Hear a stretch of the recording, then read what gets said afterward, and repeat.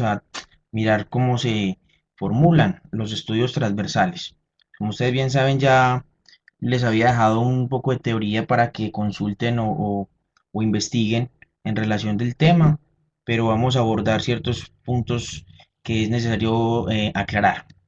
En primero, los estudios transversales son unos estudios sin continuidad en el eje del tiempo. Recuerden que es como yo tomar una foto o analizar o de pronto hacer una observación en un tiempo determinado. Por ejemplo, las personas que sufrieron tal enfermedad en el año 2015. Se utiliza para analizar los estudios de prevalencia, o sea, las enfermedades que ya existen, y se estudia una población en su totalidad o en muestras. Yo les voy a dejar un videito para que conozcan los tipos de muestras o los tipos de muestreo para que quedemos un poco más claros en el tema.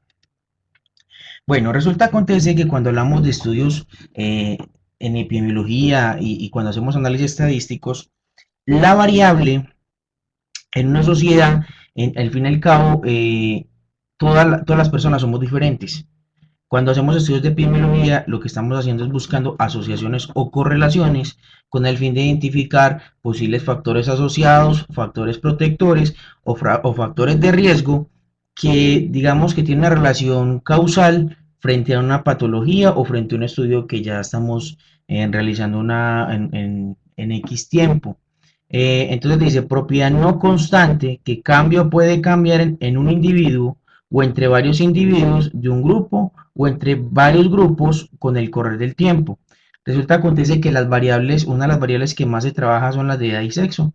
Sin embargo, en una sociedad tenemos diversas culturas, diversos tipos de personas, diversos tipos, de hecho, de religiones. Entonces, eso es lo que hacemos, buscar relaciones causales entre un grupo de población de estudio. Bueno, dos cosas a aclarar.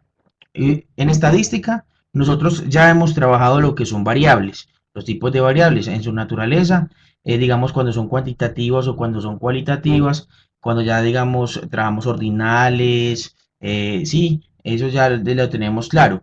Sin embargo, cuando hablamos de variables, debemos de tener en cuenta dos puntuales.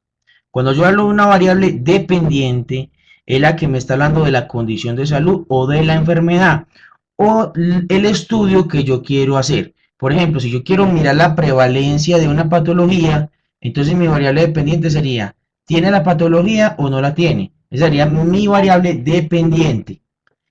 Y las variables independientes son los factores de exposición. Por ejemplo, si yo voy a mirar las personas que sufren de cáncer de pulmón, una variable independiente o factor de exposición sería, por ejemplo, si consume cigarrillo, la edad, ¿sí? El sexo, para mirar cómo es el comportamiento de las otras variables o las independientes versus o en comparación a la patología.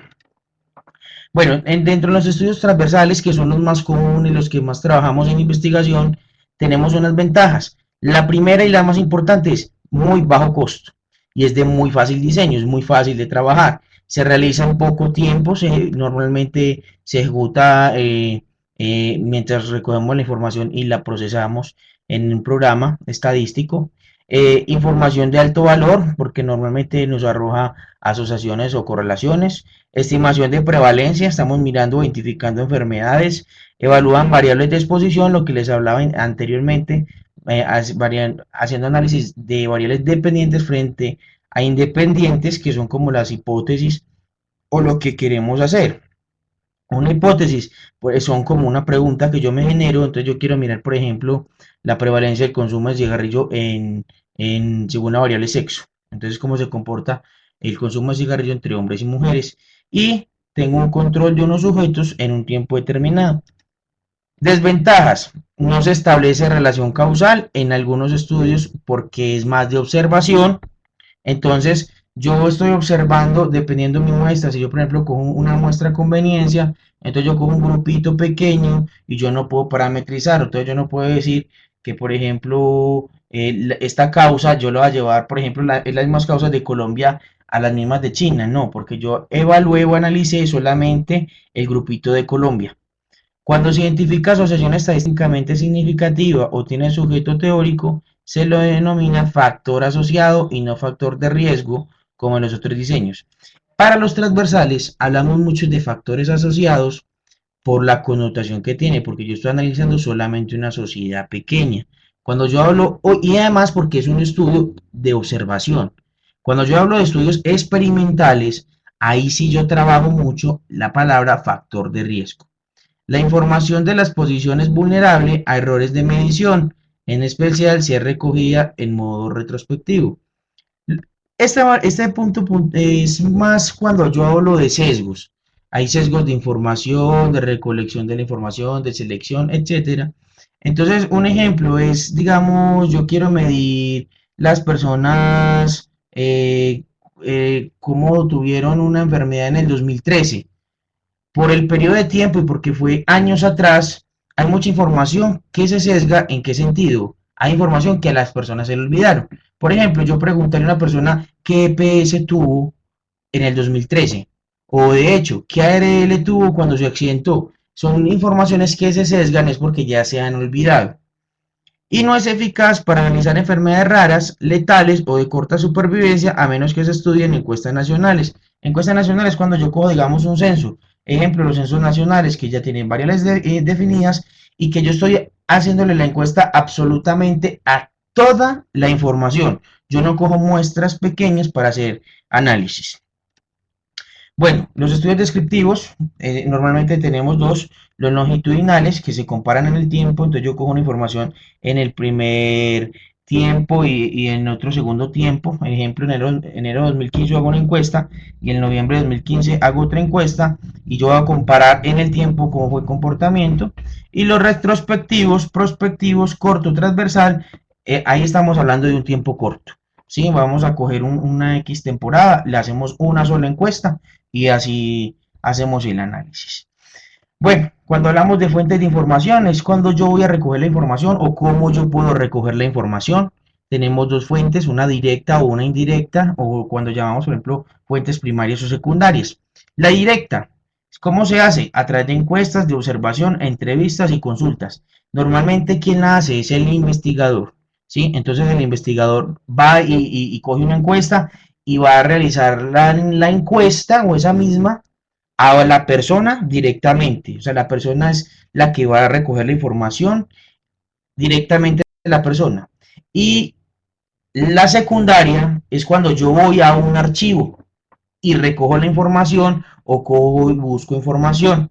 Esas son las secundarias o indirectas. Por ejemplo, cuando trabajo con archivos, cuando yo busco información de las historias clínicas, cuando hablo de registros hospitalarios, por ejemplo, los RIPS, cuando yo hablo de censos, cuando hablo de registros de instituciones, o muchas veces cuando hacen análisis, por ejemplo, del FURRAT para el tema de salud ocupacional. Entonces son temas secundarios porque otras personas recogen o analizan información y yo voy y busco información que me sirve y la puedo analizar. Yo puedo hacer una investigación con las dos fuentes de información. Entonces yo, por ejemplo, voy a coger el diagnóstico de accidentes de trabajo y como fuente indirecta y como fuente directa voy a recoger otro tipo de información. Por ejemplo, variables sociales, demográficas, económicas, etcétera. Bueno, acá hablamos mucho de riesgo. ¿En qué sentido? Que acá yo voy a aclarar un poco los términos que hemos trabajado. Entonces, por ejemplo, cuando yo hablo de personas que están enfermas, estoy hablando de prevalencia. Cuando hablo de personas que estaban sanas y se enfermaron, estoy hablando de incidencia. Cuando hablo de personas que se están muriendo, es la mortalidad. Cuando hablo de letalidad es, por ejemplo, aquellas personas que estaban enfermas y se están muriendo por esa enfermedad. Estamos hablando como les decía, de letalidad. Ejemplo, las personas que mueren por SIDA, las personas que se accidentan y las personas que se incapacitan. Que entonces ya, por ejemplo, podríamos hablar también de ausentismo, de absentismo y muchas otras formas. Formas de análisis. Acá hablamos mucho de medidas epidemiológicas de frecuencia, de asociación y de impacto potencial. Esos son como los tres grupitos que yo mido en estudios transversales. No lo olviden, frecuencia, asociación e impacto potencial. Vamos a mirarlos. Medidas de frecuencia. Siempre cojo el cuadrito de 2×2. ¿Sí? Entonces yo coloco siempre en las columnas, que son estas de acá, coloco, por ejemplo, las personas que tienen la enfermedad las presentes, y las que no lo tienen son las ausentes, y voy a coger la variable que yo voy a analizar, que es la que tenemos acá como exposición, que son las filas, ¿sí? Entonces yo, por ejemplo, puedo decir cáncer de pulmón frente al consumo de cigarrillo. Entonces, tiene cáncer de pulmón, entonces sería A, consume cigarrillo, entonces, ¿cuántas personas tienen cáncer de pulmón y fuman? Entonces sería A. Las personas que no tienen la enfermedad y fuman sería B. Las personas que tienen la enfermedad y no fuman, y las personas que en realidad no tienen un cáncer de pulmón y fuman. Y no fuman, qué pena. Entonces acá ya tenemos como conocemos nuevamente lo que es ABCD en las medidas de frecuencia y acá los totales. Entonces acá yo digo, por ejemplo, A más C sería MI, o sea, los enfermos. B más D serían los que no están enfermos, que lo conocemos como MO. Los que están expuestos, o sea, los que fuman, en el ejemplo ahorita, los que fuman cigarrillos sería A más B, sería NI, y la exposición, los que no, sería NO, C más D. Entonces ya aquí yo empiezo a buscar la prevalencia de la enfermedad, la prevalencia de los expuestos, la prevalencia de la enfermedad en los expuestos y la prevalencia en la enfermedad que pena en los no expuestos. ¿Cuál es su respectiva fórmula?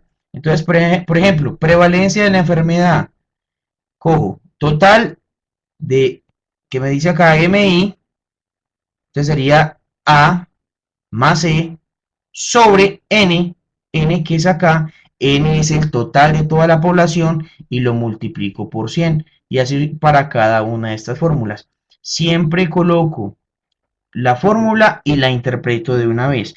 Recuerden, la interpretación es una forma de analizar, pero el análisis es cuando yo ya comparo varios datos y empiezo a sacar como hacer comparaciones de lo que yo conozco frente a los estudios que se han realizado y los resultados que me está relajando mi investigación.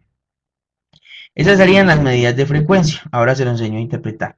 Las medidas de asociación es cuando yo ya voy a coger y voy a mirar a través de análisis estadísticos, en este caso, digamos, mirándolos de epidemiología, voy a mirar qué tan fuerte es la variable dependiente frente a la variable independiente. Hay dos formas de hallarla. Primero, la razón de prevalencia y la razón de momios, la que yo siempre les digo a ustedes es trabajen la razón de momios de prevalencia, que sería A por D, volviendo al cuadrito, que sería A por D dividido B por C. Entonces B por C. Hago esas dos multiplicaciones, el numerador dividido el denominador, y esa sería mi razón de momios de prevalencia. Entonces, el resultado que me arroje, yo ya lo comparo.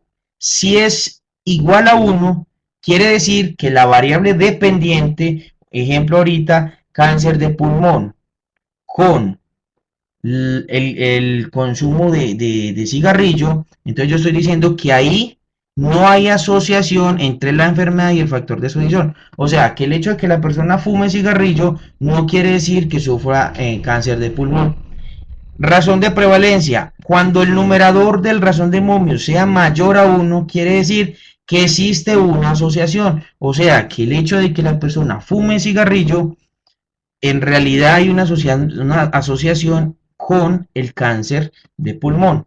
Y cuando es menor que 1, aquí ya estamos hablando de que hay un posible factor estudiado, sea un factor protector por esa enfermedad. O sea, por ejemplo, que las personas que utilizan elementos de protección personal no se van a enfermar por X patología. Entonces, cuando hablamos ya acá, cuando es menor que 1, hablamos de factores protectores. Cuando hablamos mayor de 1, estamos hablando que existe una asociación o un factor a esa exposición, como hablamos también factores asociados, y cuando hablamos que es 1, es que no hay asociación. La segunda es ya la prueba. Cuando yo ya tengo ese resultado, a mí no me basta. Yo ya voy con un intervalo de confianza del 95% y realizo la prueba. Entonces, Esta prueba de asociación es toda esta fórmula que está acá, entonces yo vuelvo otra vez al cuadrito 2 por 2 y miro cuál es A, lo multiplico por D y lo resto por la multiplicación de B por C dividido raíz cuadrada, entonces ya multiplico MI por MO, NI por NO, dividido N, que es toda la población, menos 1. Entonces, esta es muy sencilla. Yo aquí miro si P, la P en epidemiología la conocemos como alfa, es menor a 0.05. Entonces, para eso hay una condición muy sencilla, y es que cojo HO, que es la hipótesis nula, y HA, que es la hipótesis alterna. Entonces, si la P es menor a 0.05, yo cojo HO. ¿Sí? En este caso sería, no existe asociación entre las variables, o sea, la variable dependiente y la variable independiente. Pero si el resultado de la prueba me da mayor a 0.05, yo ya cojo la hipótesis alterna, que sería la contraria. Entonces dice que sí existe asociación entre las variables. ¿Y cómo lo interpreto yo? Que con un intervalo de confianza del 95%, el hecho de tal patología tiene que ver con tal factor de riesgo, ¿sí? Y que las variables tienen asociación. Esa es la prueba de hipótesis. Y por último, ya tenemos las medidas de impacto potencial. Entonces yo acá trabajo dos formulitas. Primero, cuando yo hablo del riesgo atribuible a la población. Y segundo, cuando yo hablo de la fracción etiológica en el grupo de expuestos. Etiológica es cuando yo hablo de causalidad. Entonces, cuando yo miro el riesgo atribuible a la población, estoy cogiendo A dividido MI en el cuadrito 2 por 2, la razón de momios o la razón de prevalencia menos 1 sobre la razón de momios o la razón de prevalencia. Yo calculo uno de las dos y lo calculo y el resultado que me da, ¿cómo lo interpreto? Yo coloco, siempre que me el resultado multipliquen un por 100 porque me están diciendo que es una proporción, entonces yo coloco la proporción que es posible prevenir si se eliminara dicha exposición en toda la población de expuestos y no expuestos. Ahorita en un ejemplito yo se los voy a colocar. Y ya la fracción etiológica, ya cojo la razón de prevalencia o la razón de momios menos 1 dividido la razón de prevalencia. ¿Cómo lo interpreto? Entonces yo coloco, si se eliminara la exposición en los individuos expuestos, ¿qué proporción de la enfermedad se hubiera prevenido? Entonces vamos a hacer un ejemplito. ¿Cómo les pongo yo un ejemplo? Vamos a conocer la prevalencia de la pérdida de audición provocada por el ruido en una empresa de jardineros, Yolombo 2015. Esto me lo invento para que hagamos el ejercicio. Entonces aquí colocamos, se realizó un examen a través de un audiómetro donde la prueba presenta resultados como positivo o negativo a sufrir la patología. Los datos fueron procesados estadísticamente. Yo en esta materia no les voy a hablar de estadística, yo no les voy a hablar de medias, ni percentiles, ni cuartiles, nada de eso, sino que lo vamos a dedicar a epidemiología. En los resultados se encontró que el total de jardineros son 1110. Según las variables a estudiar, se evidenció que el 80% de las personas estudiadas ejercen funciones con podadora y soplador de hojas. El porcentaje restante ejerce otras actividades, o sea, el 20%. Se presentaron 103 casos con pérdida auditiva, de los cuales 90 ejercen labores con podadora. Entonces decimos acá. Recordemos que son 1110 mi población y tengo 888 que es lo correspondiente al 80%. Recuerden que es que el 80% trabaja con podadora y sopladora y que 103 casos presentaron pérdida auditiva, de los cuales 90 trabajaron con podadora o sopladora. Entonces yo ya a raíz de eso empiezo a diligenciar la otra información en el cuadrito 2x2 y así voy empezando a diligenciar. Cuando ya tengo el cuadrito listo, ya empiezo a sacar las medidas de frecuencia. Entonces voy a sacar la prevalencia de la enfermedad. Recordemos que ya me vengo otra vez y cojo prevalencia de la enfermedad y vuelvo al cuadrito donde están las fórmulas, que son estas. Prevalencia de la enfermedad sería MI dividido N por 100. ¿sí? MI es la columna de la enfermedad, entonces sería acá así. MI sería la columna de la enfermedad 103 dividido N por 100. Entonces, ¿cómo me daría 9.3? Entonces yo digo, la prevalencia de la pérdida de audición en los jardineros de Yolombó en el año 2015 es del 9.3%. Acá, por ejemplo, me faltó colocar que las personas que trabajan con podadora y sopladora. Prevalencia de expuestos, me da el 80%. Entonces yo digo, el 80% de la población jardinera trabaja con podadora y sopladora, está expuesta a pérdida auditiva. Prevalencia de enfermos expuestos, yo digo acá, el 10.13% de la población que trabaja con podadora y sopladora tiene pérdida auditiva. Y la prevalencia de enfermos no expuestos, yo acá digo que se están presentando 5.86% de casos de pérdida auditiva en población no expuesta. Bueno, ya tenemos las medidas de frecuencias. Vamos ahora sí a hallar las medidas de asociación. Yo, por ejemplo, ya acá hallé el razón de momios. Recordemos, razón de momios me dice, coja A por D y divídalo por B por C. Mengo al cuadrito y multiplico A por D por B por C. Entonces tengo acá A por D dividido B por C. Y me da 1.81. Como este resultado es superior a 1, entonces yo digo, eh, en este caso, subrayé la que no era, coloco que es mayor que 1, entonces existe una asociación entre la enfermedad y el factor de exposición. ¿Qué quiere decir eso? Que existe una asociación en tener pérdida auditiva y trabajar con podadora y sopladora de hojas. Entonces acá, trabajar con podador y soplador de hojas es un factor asociado para asumir pérdida auditiva por ruido. Esa es como la interpretación. Y la prueba de asociación, que es la formulita larga, ya acá le coloqué los datos y me da 1.97. Recuerden lo que yo les había dicho con las hipótesis. Acá, si es menor a 0.05, coloco la HO. Pero en este caso, como es mayor, entonces tomo HA y dice que existe asociación entre las variables. Entonces, ¿yo cómo lo hago?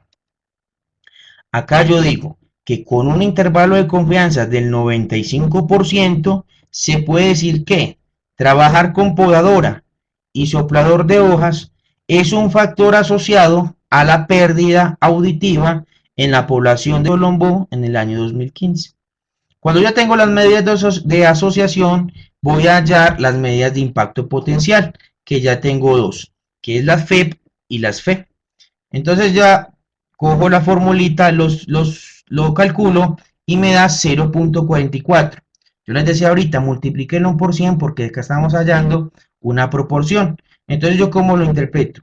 El 44% de los casos que presentaron pérdida auditiva provocado por el ruido se pudieron haber evitado o prevenido si las personas no hubieran trabajado con podadora o sopladora de hojas.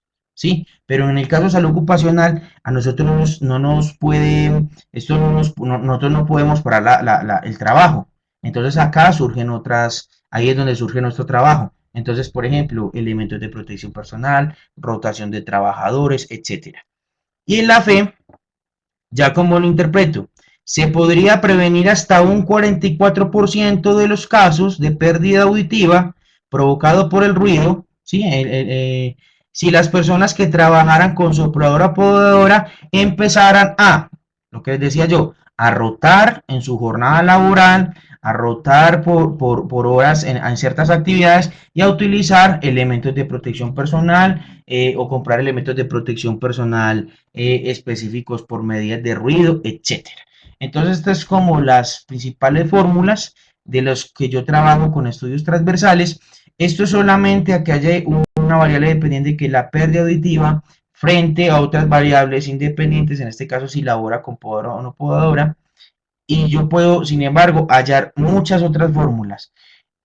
Un objetivo de esto es que ustedes aprendan a calcular estudios transversales y la segunda es que ustedes cojan una investigación y aprendan a interpretarla. Por eso en el taller les dejo un estudio para que ustedes puedan interpretar o responder ciertas preguntas. Nos veremos en otra próxima ocasión. Muchísimas gracias.